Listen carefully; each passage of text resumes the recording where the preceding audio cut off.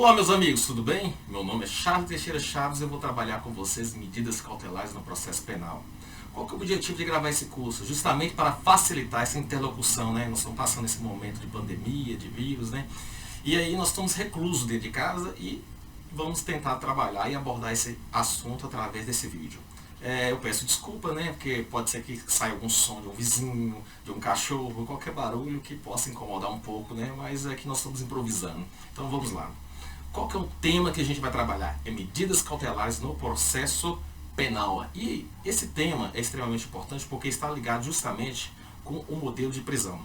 Nós já falamos para vocês que nós temos a prisão preventiva, prisão em flagrante e prisão temporária, que a gente vai ainda trabalhar esse assunto com vocês. Veja bem, só que nós temos as medidas cautelares diversas da prisão. Porém, as medidas cautelares, elas têm uma diferença em relação à prisão, porque ele tenta trabalhar a ideia de não cárcere, ou seja, uma medida que tem como objetivo primordial diferenciado da prisão preventiva. As medidas cautelares têm como objetivo, como última ratio, ou seja, antes da prisão preventiva, o juiz deve verificar se não é caso de medidas cautelares diversas do cárcere.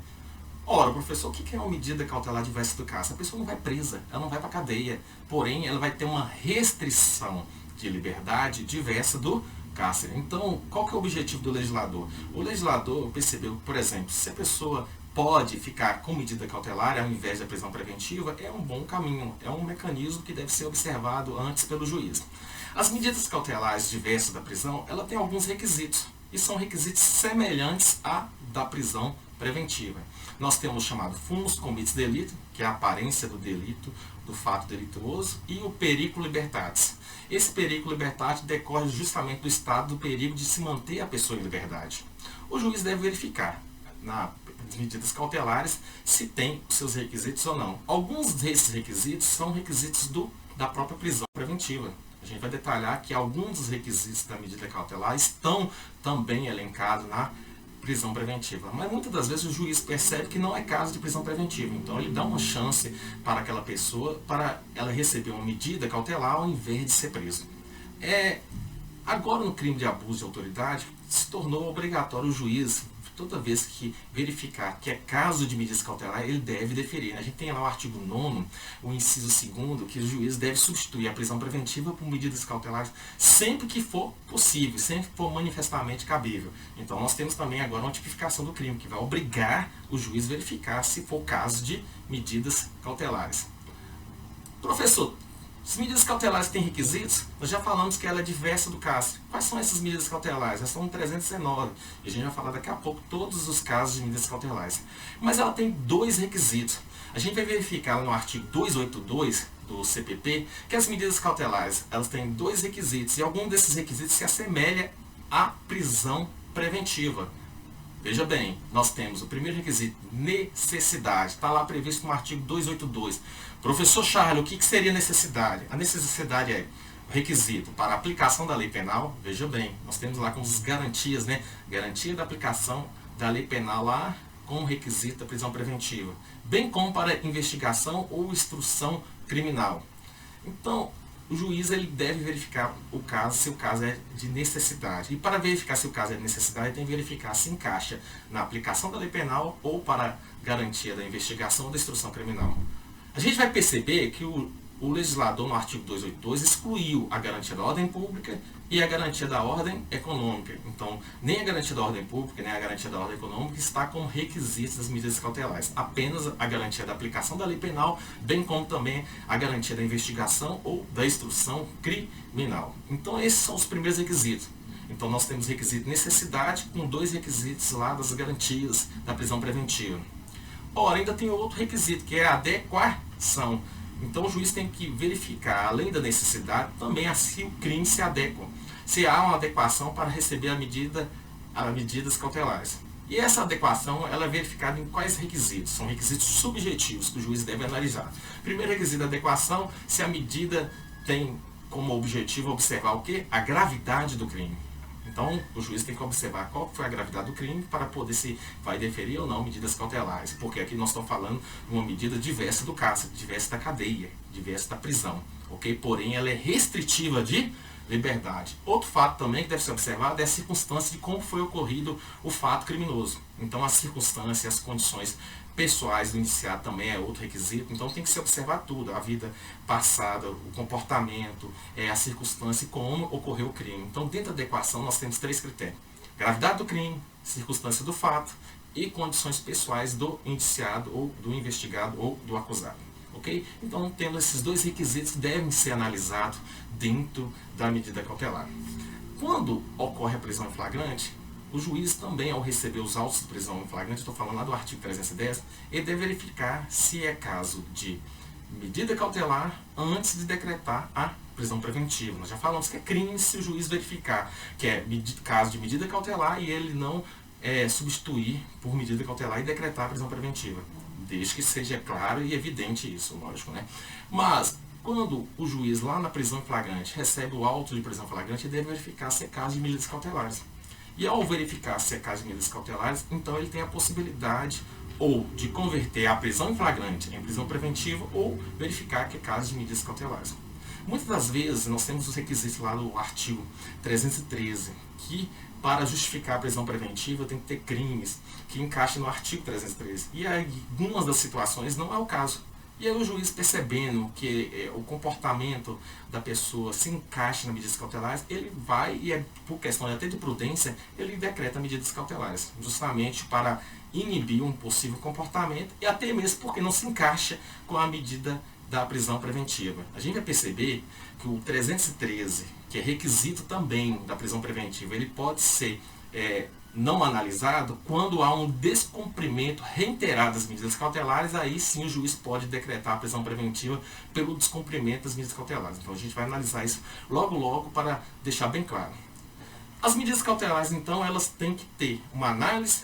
A decisão do juiz é fundamentada, além de ser fundamentada, há a necessidade de intimação da parte contrária, para manifestar no prazo de 5 dias. Ora, professor, mas se é uma medida de urgência, que tem os requisitos de urgência, essa intimação tem que ser feita no ato?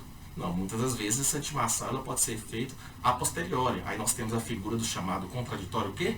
Postergado. Então, vai depender da situação de urgência ou não, do perigo da eficácia ou não da medida. Mas, veja bem, não ocorrendo a intimação no momento da decretação, ela deve ser feita a posteriori. E aí terá o direito de questionar e justificar e, logicamente, utilizar de todos os meios para tentar revogar as medidas cautelares, se for o caso, logicamente. Sabemos que a prisão preventiva é a última ratio. Então, antes do juiz decretar a prisão preventiva, ele tem que verificar se não é caso de medidas cautelares. E lá no artigo 282 deixa isso bem claro. Aí o parágrafo tem a seguinte redação: a prisão preventiva somente será determinada quando não for cabível a sua substituição por outra medida cautelares, observando assim os artigos 319. Então o juiz ele dá uma chance, e se há um descumprimento, ele deve verificar se não é caso de outras medidas cautelares. E como última chance e como última viés, será decretada a prisão preventiva. Então, o juiz ele tem que observar muito a questão da prisão preventiva. Ele não vai decretar a prisão preventiva pelo primeiro descumprimento, salvo se realmente a medida for totalmente inadequada, né? E aí as medidas cautelares elas se tornam ineficientes a tal ponto que aí o juiz realmente tem que fazer uma fundamentação e justificar o caso da preventiva. Mas a ratio, ou a redação do legislador, é que ele tem que dar mais uma chance e pode acumular medidas cautelares, inclusive com a fiança. Então há uma possibilidade de ter mais de uma medida cautelar na segunda opção ou na segunda fase da análise pelo juiz, ok?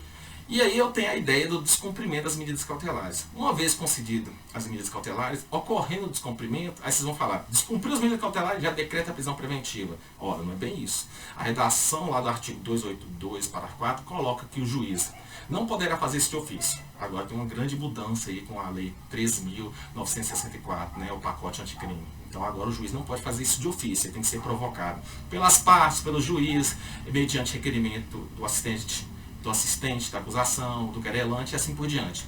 E aí, se há o descumprimento da medida cautelar, o que o juiz deve fazer? Ele pode substituir a medida ou acumular com outras, e a redação do legislador é bem clara. Em último caso, será decretada a prisão preventiva. A hermenêutica do artigo 282, parágrafo 4º, nos induz a pensar que, Se houve descumprimento, o juiz vai verificar se é caso de acumular outras medidas e usa a expressão lá, em último caso, será decretado o quê? A prisão preventiva. Esse dispositivo é extremamente importante, por quê? Porque eu tenho uma situação de um comportamento que não cabe prisão preventiva.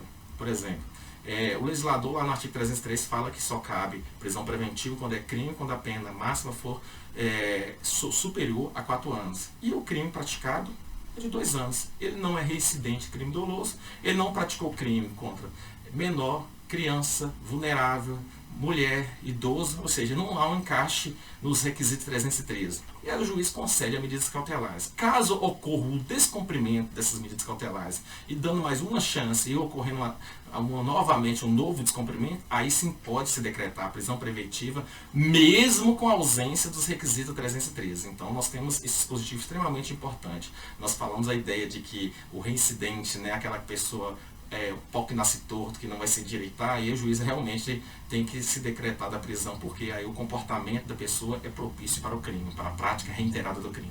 Né? Dando continuidade, também o artigo 282, lá no parágrafo 5º do Código Processual Penal, ele estabelece que há a possibilidade de revogar medidas cautelares de ofício, ou o juiz pode substituir elas. Então, senhores, a gente vai perceber que aqui o juiz pode agir de ofício. Sempre que verificar que a medida cautelar já não é mais aplicada, que ela não deve subsistir, aí ele pode revogá-la de ofício.